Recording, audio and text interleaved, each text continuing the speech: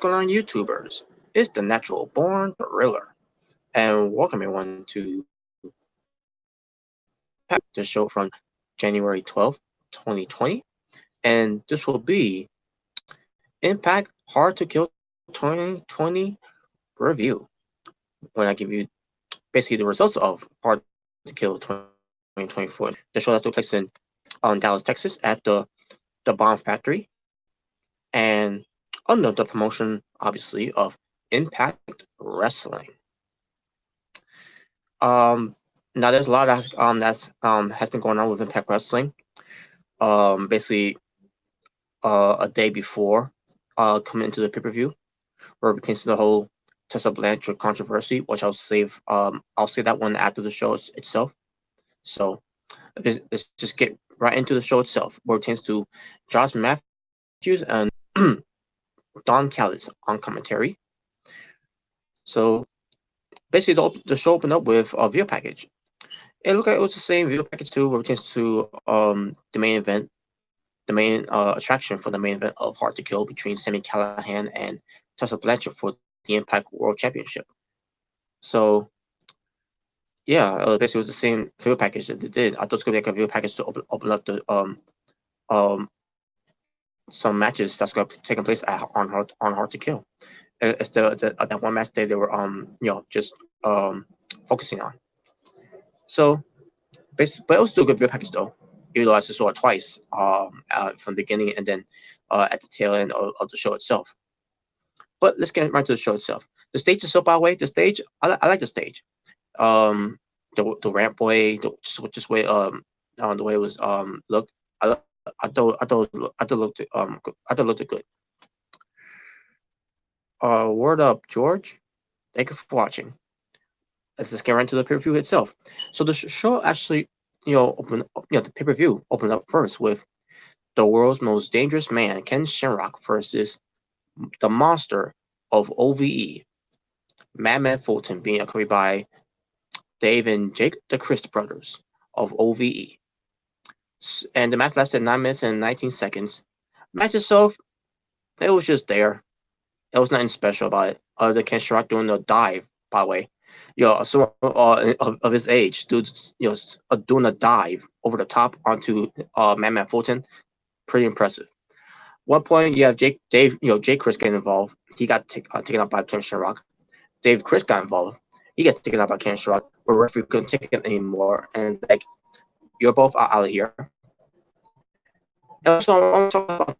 I mean, it's not really a big deal, but I just gotta point this out because we're supposed to look at this Madman Fulton guy who's supposed to be a monster, who's supposed to be a loose, supposed to be unstable, out of control. He's a monster in a way, like I mentioned. Josh Matthews and Don Callis, I got called out too, both guys. Josh Matthews and Don Callis saying that Madman Fulton, that he is the All-American, and something else to a degree. So I'm like saying to myself, okay, you're putting over that he needs to be at the NCAA, returns him being an All-American, and it's great that he has that on his that resume. But when you're at someone's slowing down outside, driving. Anyways, but when you're trying to pull over someone like a Madman Fulton being a monster, the last thing you want to do is talk about he's an All-American. Pertains to him being a two-time All-American from the NCAA. Just saying. But in the end, basically, like I said, the match itself, I didn't really find this match anything interesting. Didn't care about the match at all. I mean, I was trying to get into it a little bit, but then at the end of it, I didn't really care after that. Especially what happened, pertains to Madman Fulton.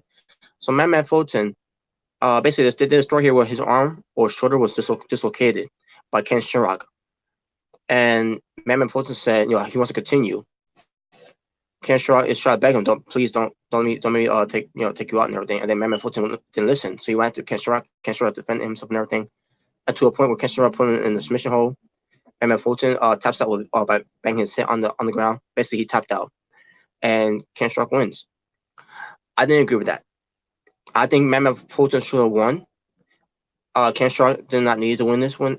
Basically Ken Sharp did not need to win this match because you're supposed to be pulling over Mammoth Fulton, who's supposed to be being portrayed as a monster on Impact Wrestling.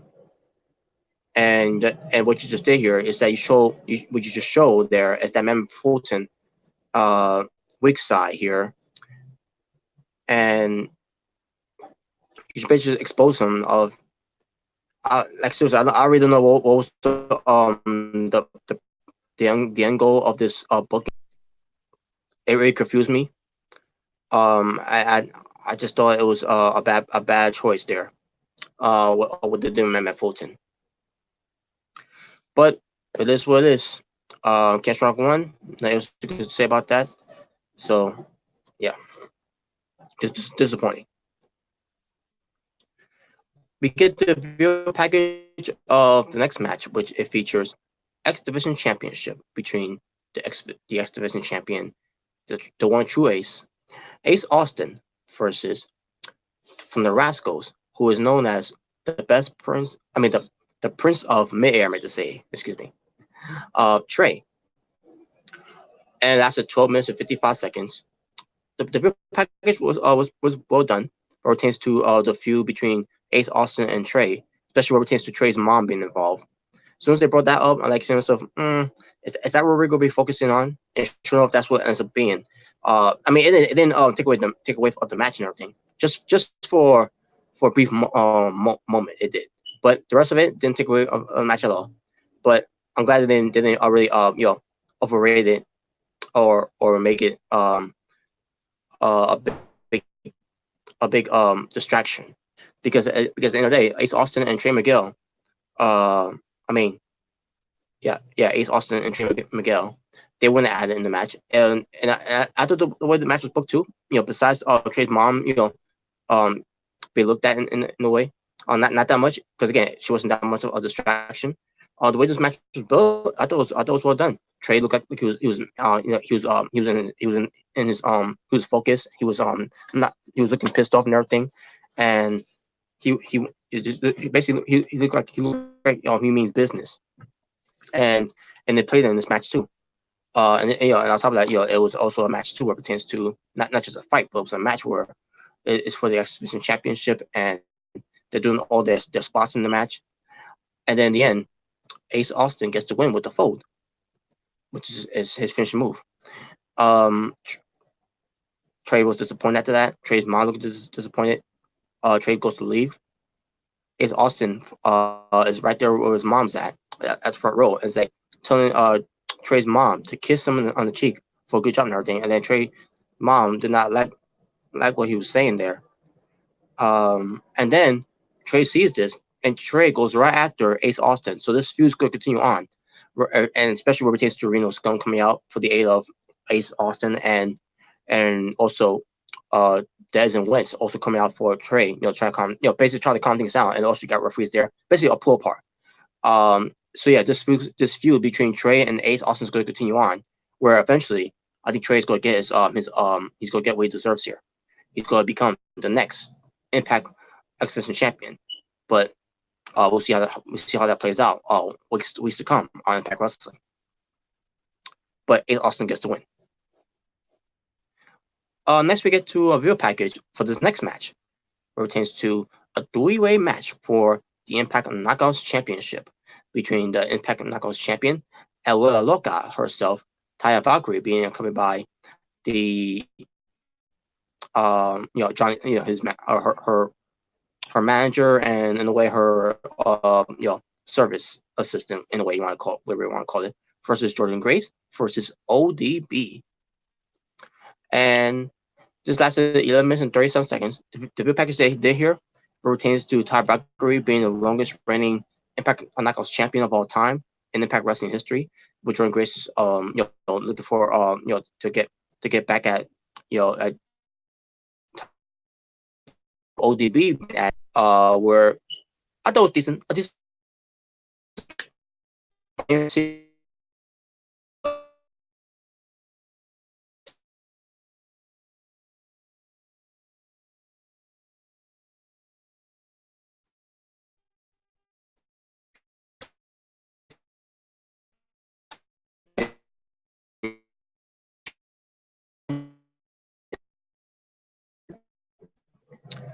and then continue on. So I saw some. I need to mention this too, by the way. Entrances were changed to Mammoth Fulton. Well, I thought it was a pretty cool entrance where he came out there and waving his hair back and forth and with the trench coat he was wearing. Ace Austin's I remember it was like a leopard print red jacket in a way.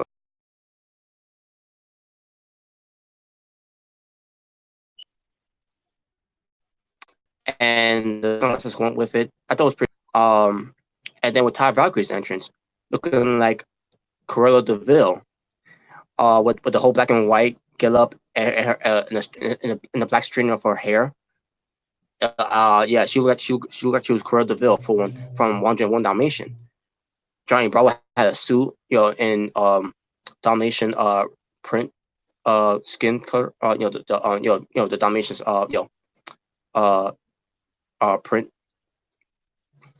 with the spots and everything. Jordan Grace looking like she was a showgirl. And yeah, so the match itself, I thought it was decent. If anything, I thought this match was it it was it was entertained in the Ken Shark and Mammoth Fulton match. I'll say that. But nothing too crazy about this match, other than what happened at the end of the match. I mean, like I said, the match itself wasn't it was decent. I will go again, but I enjoyed it. But the main thing is that still, still she can't. So here's what happened. She went for her Grace driver onto Ty Valkyrie, the champion. She's going for the cover. Oh, actually, was it? Not she. It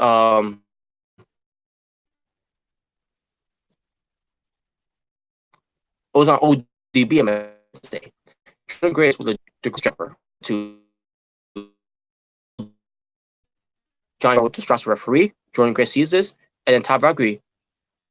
I think she shoves Jordan Grace or took or snuck in there and pinned ODB while Jordan Grace was distracted, and also Johnny Bravo grabs not that I'm trying to remember how it was done, but the point is Taya Valkyrie. Though I love how they did this too, by the way, but the problem I had with this one too is that the camera missed the part where Taya Valkyrie stole the win, because the cameraman was too busy looking at. Okay, now I remember now.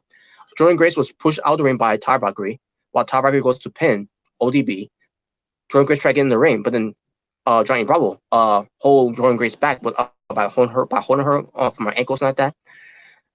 But the problem, again, the problem is the camera angle didn't catch the full angle of it, because they missed the power of Ty Valkyrie pin. And still, Impact Knockouts champion Ty Valkyrie continuing on of being the longest reigning Knockouts champion in Impact Wrestling history for over a year. 65 days. 365 days.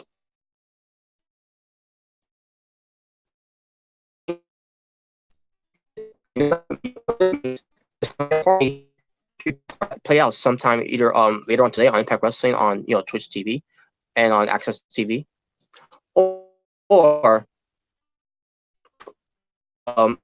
do maybe it might do next week. Say that she unfortunately couldn't make it this week because she a break after or maybe of Impact Wrestling of this week. We'll see, but guarantee you, it's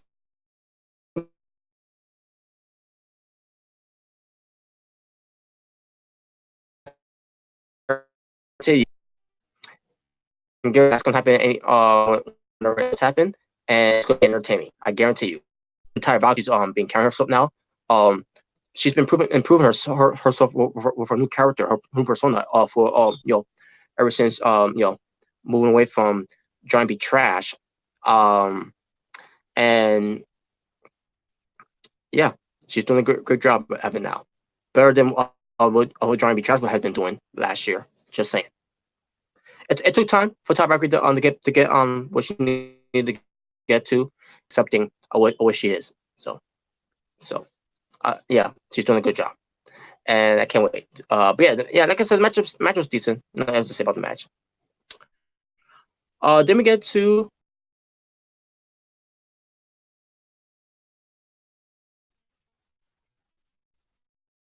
all right. Then we get to the next video package. For it features well, originally it was supposed to be Brian Cage versus Rob Van Dam, and being accompanied by Katie Forbes.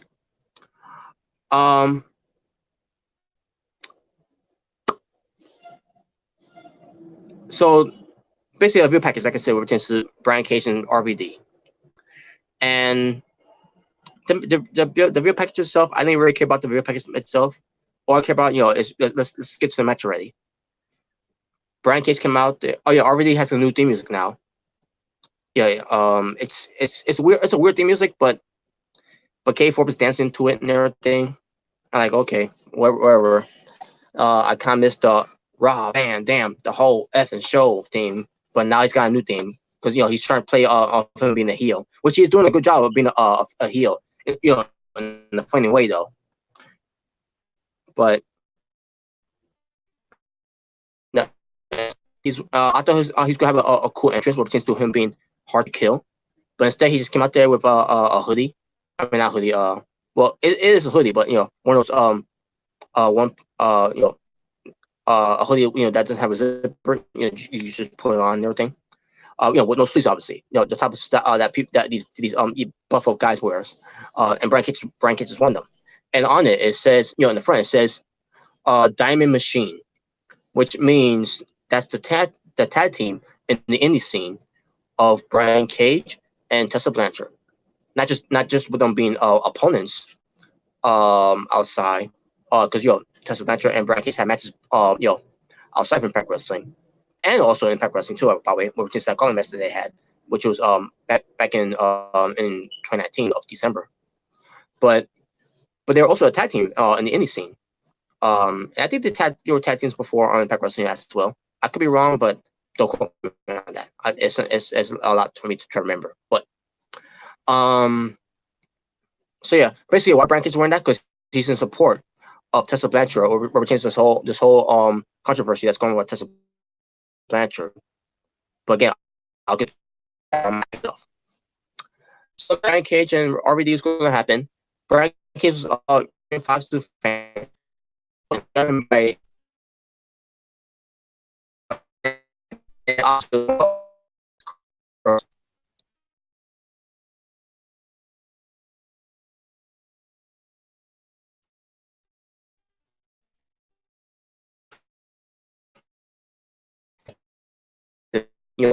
with his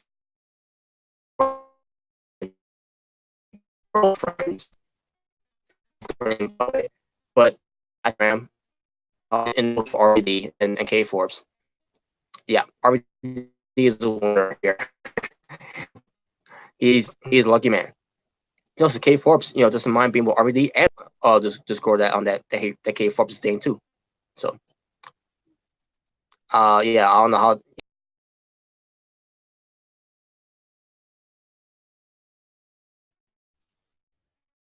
Yeah, I don't know how Yago pertains to RVD, but yeah. Anyways, but he's being grabbed by K Forbes' girlfriend, and right there, I immediately thought to myself, okay, yeah, this is a setup. RVD takes advantage of it, beats up on Brian Cage. They said the match started, but I really didn't hear the bell. It was a weird booking, folks. It was a weird, terrible, garbage booking.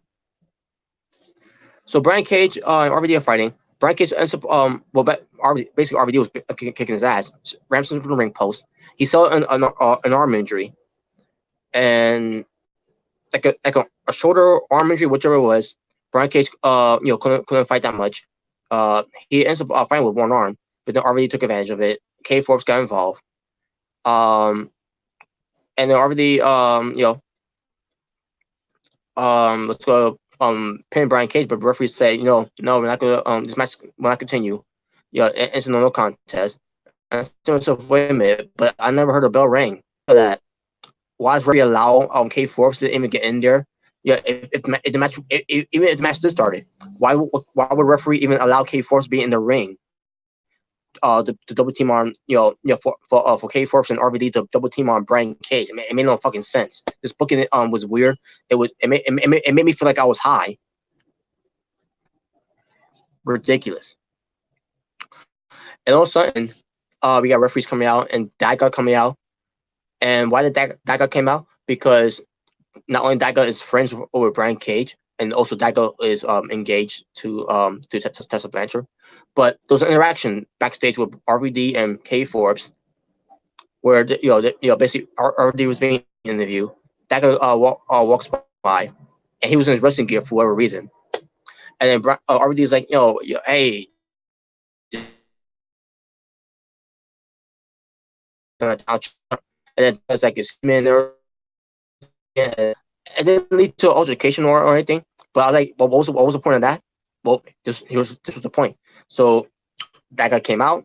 He was basically basically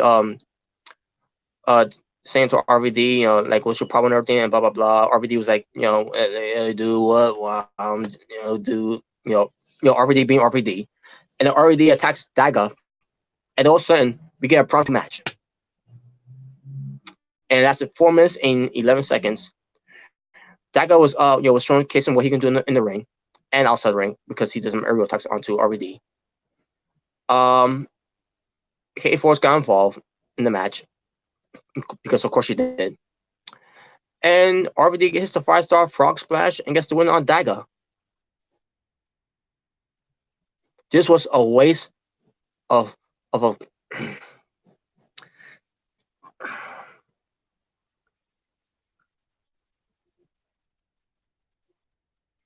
folks, I'm speechless. I'm just gonna move on. Fact point is, it sucked. The booking sucked of this next bout. It was ridiculous. So I'm just gonna move on. I got nothing to say about this at that. I seriously don't know what are they thinking. Who backstage was even thinking about booking this this garbage segment? Because that's what me. It wasn't a match. It was a segment. A waste of my time. PlayStation Guy 85. What's going on? Overrated. This video is over. I mean, this video is overrated. And what was the other one? RVD is overrated. His girlfriend's butt cheeks are overrated. Well, you ain't lying about that. Yeah, you're on point there. She's doing so much of that where I'm like, yeah, it's getting over at this point. And it's coming from a guy who's straight. I'm getting sick and tired of seeing K Forbes, keep shaking her booty. Just saying. Anyways, moving on. To the next thing, which it was a video package for this next match between Eddie Edwards defending his Korea Shot Trophy against Unbreakable Michael Elgin. That's at 19 minutes and 53 seconds. The video package was alright. It was basically about the whole thing where Michael Elgin wasted an opportunity against Squadify during that one time where he's wrestling against Rich Swann, where he's where the winner of that gauntlet match was going to be the number one contender for the Impact World title, and he blew it. And then he decided he's going to beat someone up for that. And sure enough, he beats up on Brian Cage and Eddie Edwards. And then all of a sudden he starts having problems with Eddie Edwards and everything. Where at one point he stole his trophy, and he did too. And he never gave it back. and they had a match on Impact Wrestling before this pay per view, and then obviously it was not about the trophy; it was just about fighting in the match and everything. And then Michael Elgin won that match, and then also make it to this point where Michael Elgin got his trophy, and Michael Elgin's entrance, the robe he wear, basically the same type of design what pertains to paying homage and tribute to Hiroshi Tanahashi, with a little green on it too as well. Um, so yeah, and Eddie Edwards, Eddie Edwards being crazy, the crazy Eddie Edwards. 5-star Frog Splash, overrated. Yes. Oh yeah, 5-star overrated Frog Splash. Yeah, it was. And what's overrated? PlayStation Guy 85. Eddie Edwards being crazy. That's overrated in Impact Wrestling too, and I'm getting sick and tired of it. So Eddie Edwards and Mike Elgin, they had a great match. So I like saying myself, finally a great match I got into besides the Exhibition Championship. Where it pertains to Ace Austin and Miguel. You could just call him Trey. Trey versus Ace Austin exhibition match. I thought it was a good match. And then I get to a great match between Michael Elgin and Eddie Edwards. Finally, a great match I can watch. Yeah, and I can get into. That's not wasting my time until the ending. They're doing the spots in the match. It was good spots, especially from Eddie Edwards. 19 minutes and 53 seconds, in case I didn't mention how long it lasted. But Michael Elgin had him in the crossface, which I love calling it the unbreakable crossface. And Eddie Edwards gets to the ropes, but he won this. And then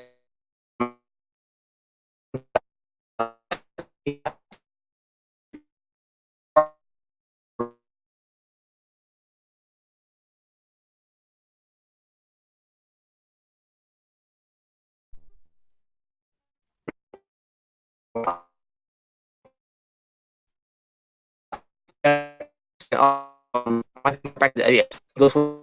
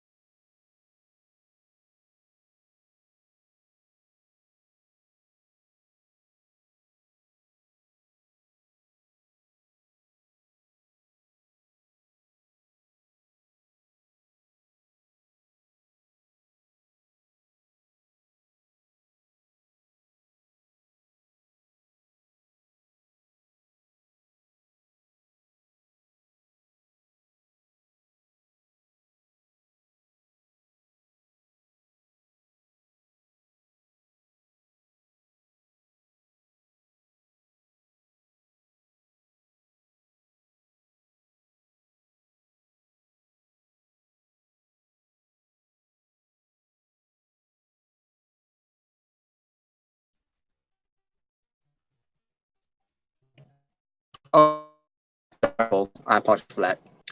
To get back to what I was saying, Eddie Edwards gets the win over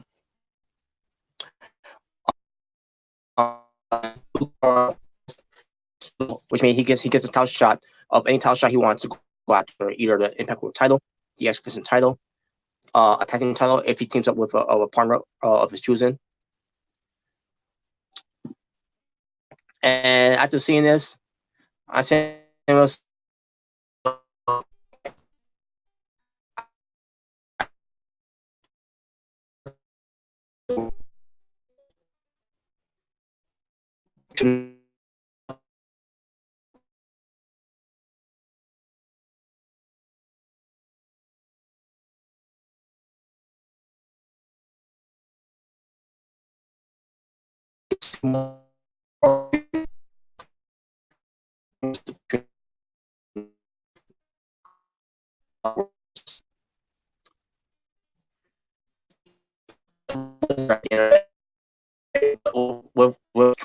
this time. Whatever. But not going to match though. I this match. But before I move on, mention by saying that Impact Wrestling is overrated. To the diehard Impact Wrestling fans, you could say that.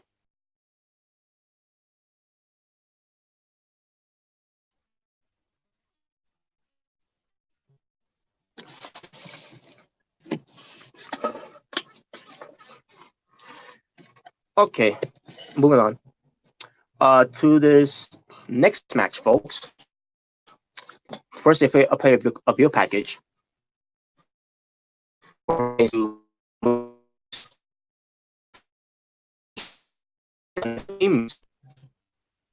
This match has 13 minutes moves. And before the match, Rhinos, confronting each other, and then have an altercation, all that. Not much to talk about all that. But then all of a sudden we get into the match. Before we get into the match, I meant to say, Rhino coming on a promo saying that this is so. What? Since when? When this no disqualification? They never advertised to be in this no disqualification.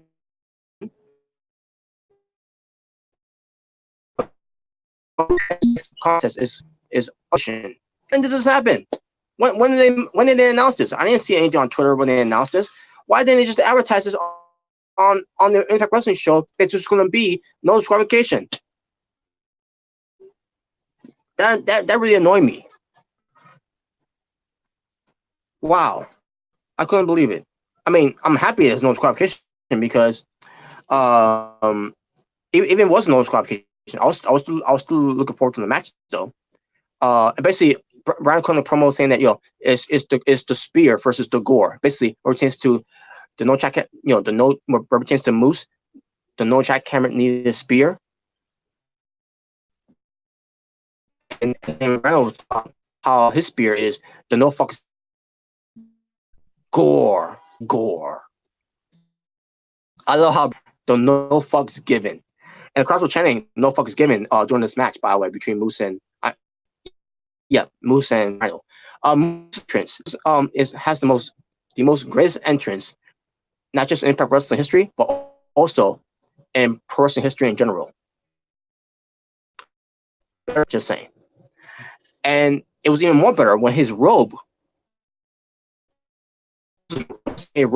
was represents the colors and everything, and then when with that pink bandana, paying homage and tribute to the late great Hall of Famer Macho Man Randy Savage. All that was missing was Moose wearing sunglasses on Macho Man Randy Savage. That's all that was missing. He's wearing the colors of Randy Savage, represents to wearing pink and yellow, and basically wearing the tapes. Like Macho Man Randy Savage, from his elbow and his hands.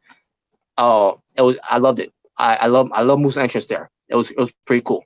Playing basically dedicating his entrance and dedicating his ring attire to the Macho Man Randy Savage, and I appreciate also dedicated the match to Randy Savage too. So yeah, we see Rhino and Moose facing each other here. You had steel chairs involved. You had I can't remember if there was a trash can involved. I remember there was a table involved though. Which by the way, Moose did go to a table, but not just him. But I'll get more of that. But the match itself, they'll find it in the ring. They'll find it outside the ring. They'll find it on the ramp boy. Like I said, steel chairs involved, and then they got into the ring. The table was up in the ring. I can't remember it was the ring too. I can't remember.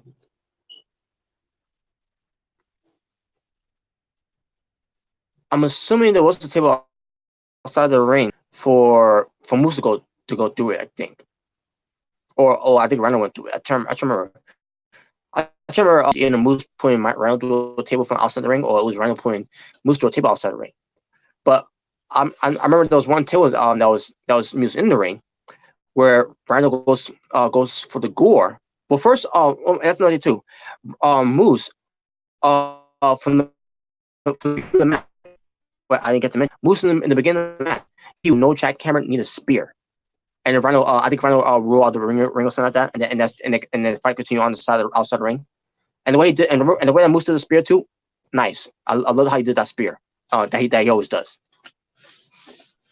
So Rhino goes for the gore. Not back to the part where what happened here. So Rhino goes for the gore to Moose. Not only Moose went to the table, also the referee went to the table too. Because Moose, I'm trying to got the referee in the way and whatever. Basically, put the referee and for the Rhino goes to gore both of them to a table. At this point, the referee was out. At the match afterwards.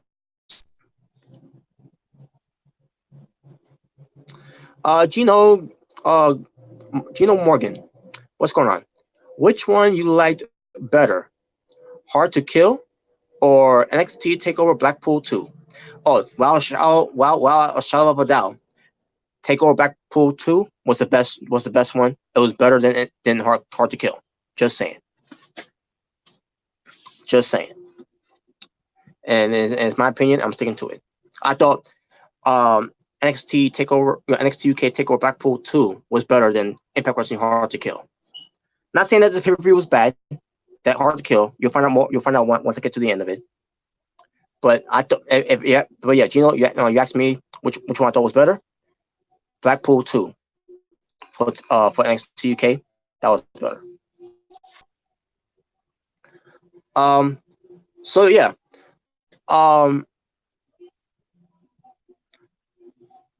So in the end, after Rhino couldn't get the win because we got referee bump, and I think we had a new referee after that too. Moose. I gotta mention this. Moose did the Macho Man Randy Savage Flying Noble drop, onto Rhino, but didn't win with it though. And in the end, Moose gets the no jackhammer need a spear to Rhino, and he's very good again onto Rhino, and gets the win, as he should have. Which reminds me, who should have won that match between Ken Shark and Madman Fulton? Oh yeah, Madman Fulton should have won. Not Ken Shark. No disrespect to Ken Shark, but Madman Fulton should have won. Just saying. But anyways, Moose won the match, and I'm glad he did. And we'll see later on. We're taking where he goes from there. Yeah, the match itself, it was a brutal match where it pertains to everything they did. Move involved, tables involved, find out on the ramp and everything. Just everything they did in the match. It was a brutal match, but in a good way. So get to this next match, which it was a feature. It was supposed to be a tag team match for the Impact World Tag Team Championship between the North, the tag team champions themselves, Ethan Page and Josh Alexander, versus Rich Swann and William Mack. Unfortunately, that wasn't the case. Before I get to that, the video package itself between where it the tag team match for the tag titles, I thought it was decent. Where it pertains to the whole thing with the North versus Rich Swann and William Mack, especially where we're told there's tensions of William Mack and Rich Swann at one point. And then they show a replay after the video package of what happened with Rich Swann at Bash to the Brewery 2. And folks, I'm gonna let you know right now. Where it comes to Impact Bash at the Brewery 2, Bash at the Brewery 2. I meant to say. I'm not gonna watch that show. I'm not gonna review it. And I got my personal reasons why I'm not gonna talk about that show or review it. I'm just gonna leave it as that. But Rich Swann in that match though, from Bash at the Brewery, I meant to say, he got hurt. I don't know if it's legit. I know if it's supposed to be playing the storyline, but he can't compete. So backstage, we see Rich Swann with the doctor, Dr. Ariel, I'm pretty sure he's not a real doctor, but he could be. Maybe he could be. Maybe he couldn't be. Who knows? Who knows? But he told Rich Swann he can't go out there no matter what. You know, for a match or even to be out there, you can't be out there. Be out there. You can't. You're not clear and everything. Remax says, "I got this" and everything. So this ends up being a handicap match. This would have been a perfect opportunity for Eddie Edwards to cash in on his, career shot trophy. But he didn't do it. So it was just a handicap match instead. That's a 10 minutes and 37 seconds for the Impact World Tag Team Championship. And match was good. This match was good. We Mac, because basically also the booking of this match too and everything was got me thinking too. Maybe Rich Swann is really hurt.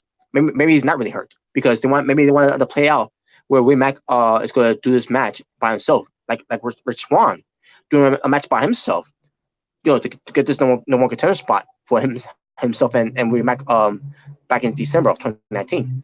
Remember that match, folks? When Rich Swann had to do it on his own after Willie Mack got hurt in that match.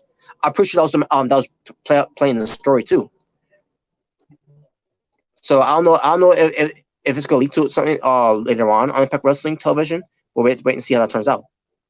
But when it comes to this match, Willie Mack doing this on his own against the North, and you got Ethan Page and Josh Alexander playing mind games with Willie Mack, where they keep taking themselves in and out, which I thought was hilarious. And that we can do that because you can't do that because your partner's not there. Yeah, match continues, with the hosts of the North doing that. This whole thing that the North are doing to Willie Mack, where they're taking in and out, and Willie Mack can't tag, unfortunately.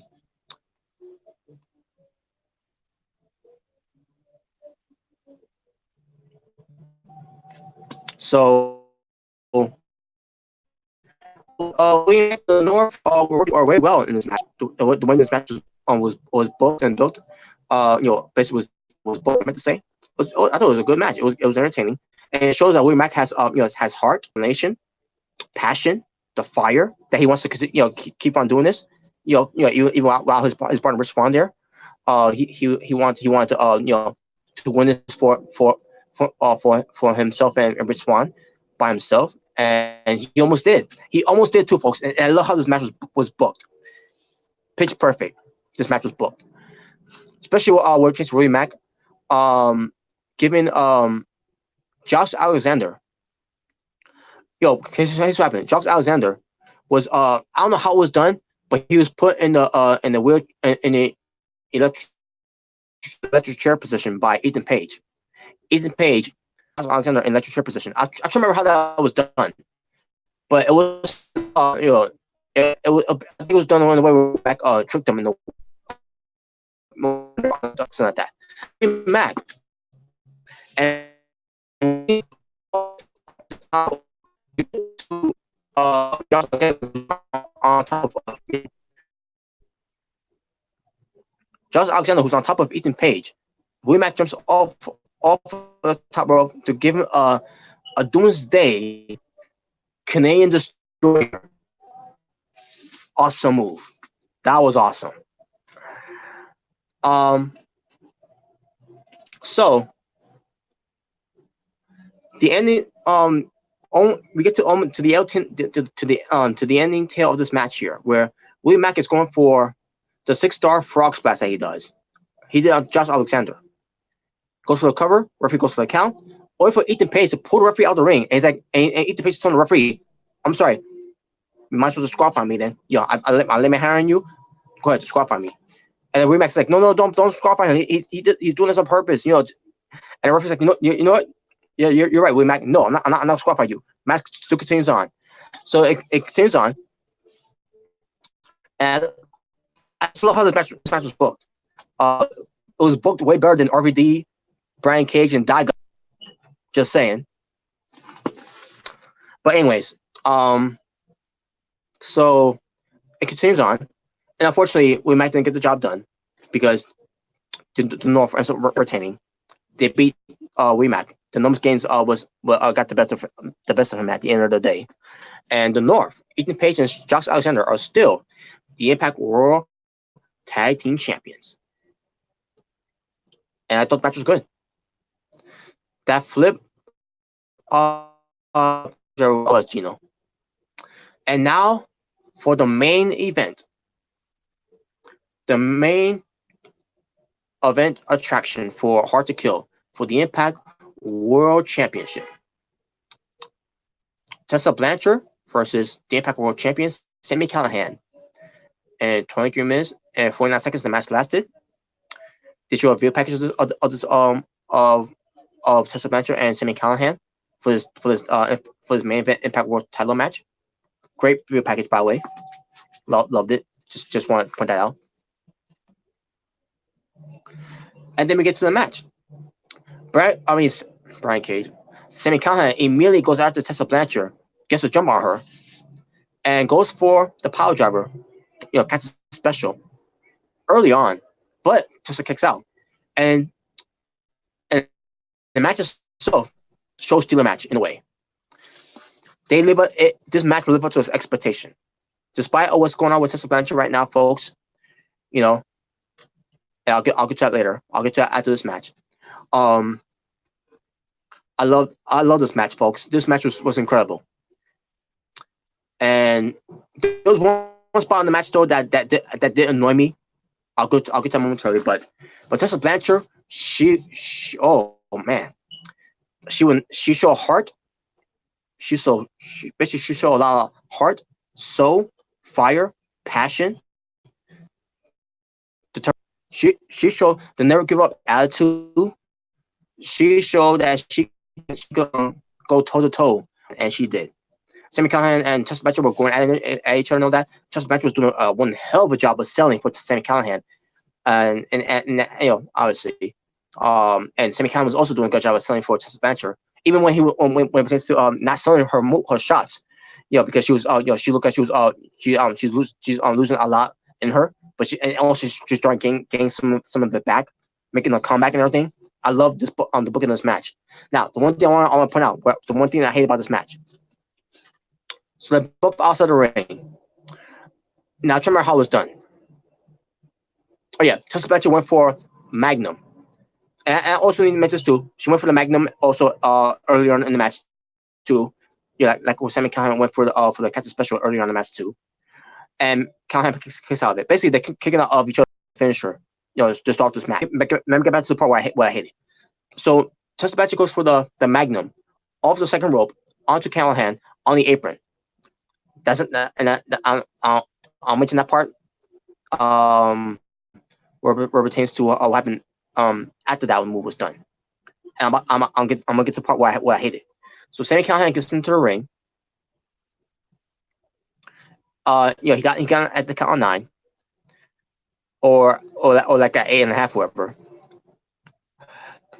So Tessa Blanchard,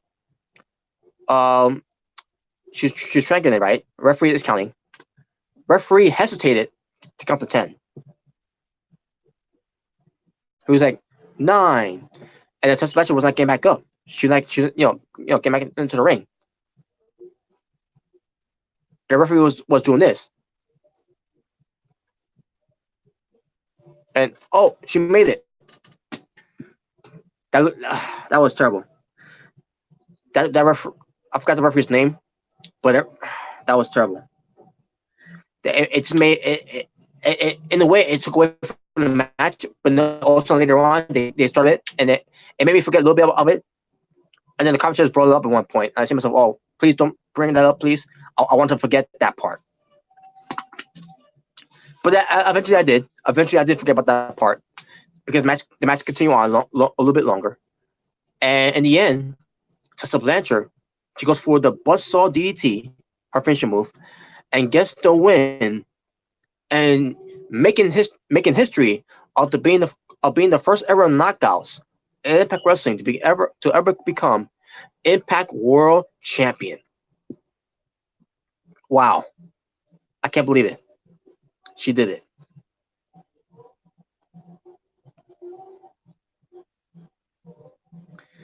Great moment for Tessa Blanchard. Great moment, and I loved it. I love that she's new Impact World Champion. Now, before I get to on the whole situation with Tessa Blanchard, let me first get my overall show rating. But first, before I get to that, let me first get to my hard to kill highlights pertains to this pay per view.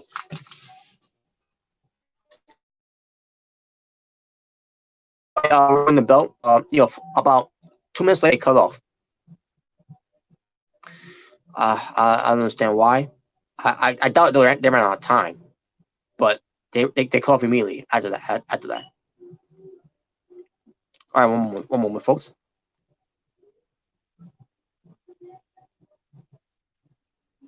All right, we go. Swerve for the night. I had to go to Taya Valkyrie, stealing Jordan Grace's win. The way that was done, in that match for the Knockouts title. Shock of the night was me being in shock. Where, I mean, it's not a big deal again. Where they announced that it's going to be no qualification in that match during that one. So it was promo of the night though, where it pertains to that promo of the no jackhammer spear doesn't compare to the no Thanksgiving or. So that was promo of the night. Video promo of the night. We had to go to the Impact World, Tessa Blanchard, and Sami Callihan. Moment of the night had to be Tessa Blanchard winning the Impact World Championship. Great moment for Tessa Blanchard. Great moment for her fans. I'm still a fan of hers too. And I'm gonna get to why I'm still a fan of hers.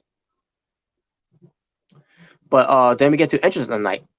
Entrance of the night, that goes to Moose with the whole "oh yeah, Macho Man Randy Savage dedication entrance." Yeah, sort of that. Basically with the robe and the bandana. Move of the night, we had to be the reverse over the top suplex by both Michael Elgin and Eddie Edwards. The way it was done, it was nice, by the way. Which that was my favorite match on the card next to the Impact World title match. Finish of the night, we had to be the no jackhammer spear by Moose. Performance of the night, we had to go to Michael Elgin. Show steal of the night, we had to be the Impact World title match. The brutal match of the night, we had to go to Moose versus Randall.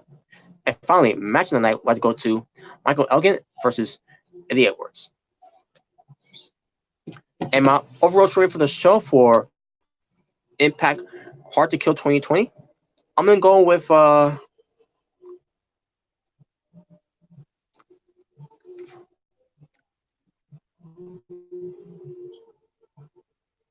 6.5 out of 10. Okay. Now I got all that out of the way. Now let's get to my thoughts about this whole Tessa Blanchard controversy. One moment.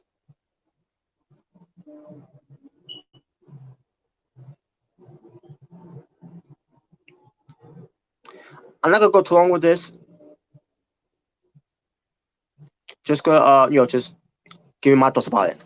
So Tessa Blanchard on that Saturday tweeted about for the women's to you all need to be supportive and all that. The position so, something about we're saying where Tessa Blanchard is in right is at right now. We're changing of her position that she's in right now, and basically giving advice to those women to about that. And then also all these women coming out of the blue, like a Chelsea Green, Allison Kay, Black Rose, known as La Rosa Negra. I love Dawn. I think Dina Peraza may have said something. I could be wrong, but don't quote me on that. Don't quote me on that. Big Swole, Shanna, both from AEW. Rebel, Penelope Ford. I'm sorry. Priscilla Kelly, excuse me, not Penelope Ford. Scratch that. Can't remember who else was coming out too. Other Nick of the Woods.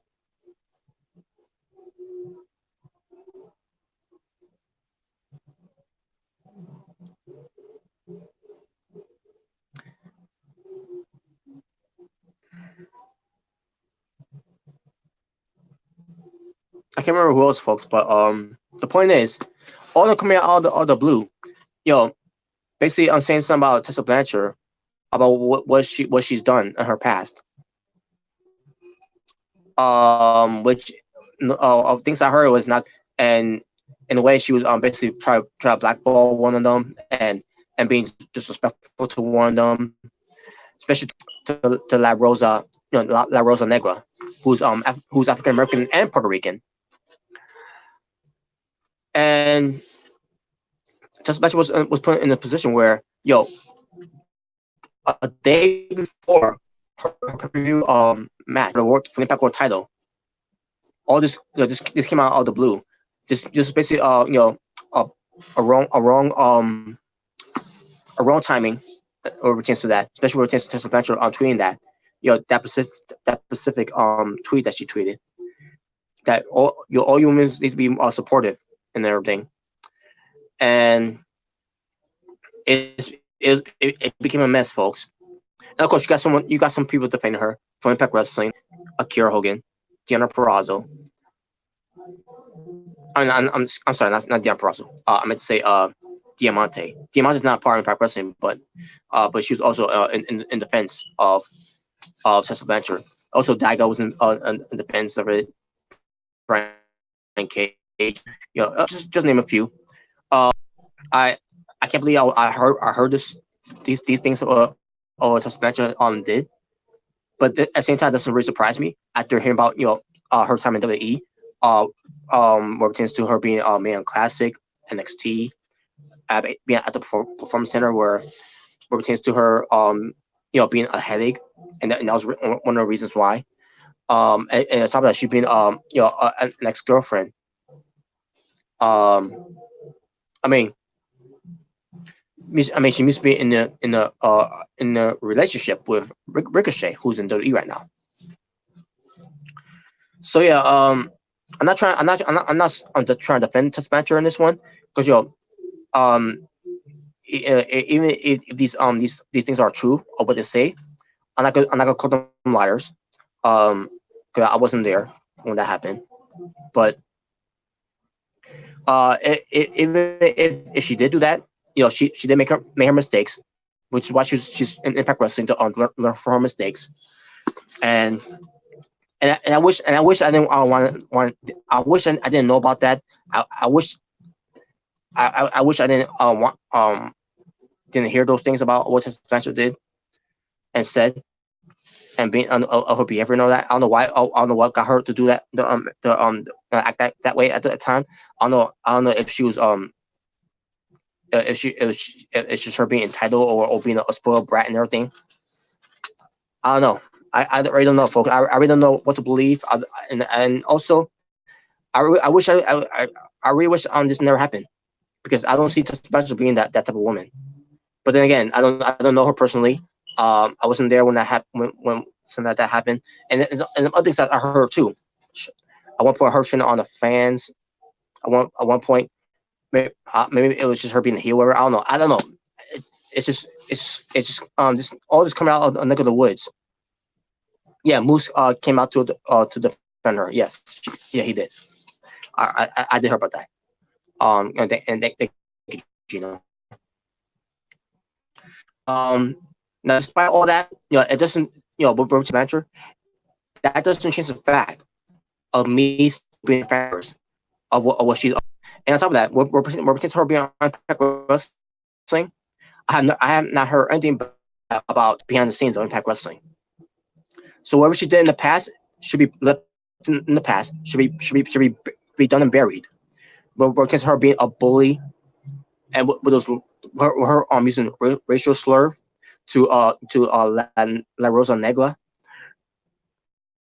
Because I don't see it. Yes, she may have said the N word to her. She may have spat her in her face and everything. She even spat in the face. To who? Either Dawn, I believe. Either way, I don't see Tessa Blanchard being a racist. That's just good for me. But then again, you don't know that people that much, like with Hulk Hogan. But Hulk Hogan, fuck him. Not because of what he did with Jay Lethal, but there's other things too that for me to say fuck Hulk Hogan. Terry Bollea. So, but anyways, I'm not gonna hold that against Tessa Blanchard. If it is true, she should apologize for that. And then she talks about and I want to mention this too. After the show was over, I think her family was there, like her brother, her two sisters, and her mother. I'm assuming she has two sisters. I could be wrong. I could have been seeing things, whatever. But just mention was kind of promo about beating Sami Callahan and everything, and it's just about how you know and it's basically she talked about no matter what was said about me and everything, we're all human and everything. It was basically she's not denying those allegations. Everything that was said. She's not denying it. Basically, in a way, you could look at it by saying, "Oh, so that she admitted that she's not human. That we all make mistakes. Know that."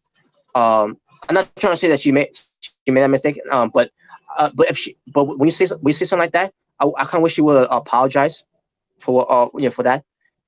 Because again, bad timing, especially what pertains to her going against Sami Callahan for the Impact World Title for the on pay-per-view. It was obviously bad timing. So no, I got nothing to say about that, folks. Um, what happened with that is in the past, and I'm not gonna hold that against her of how I view her as a wrestler, a character, a persona on TV. So that's my take on that. And with that being said, thank you all for watching.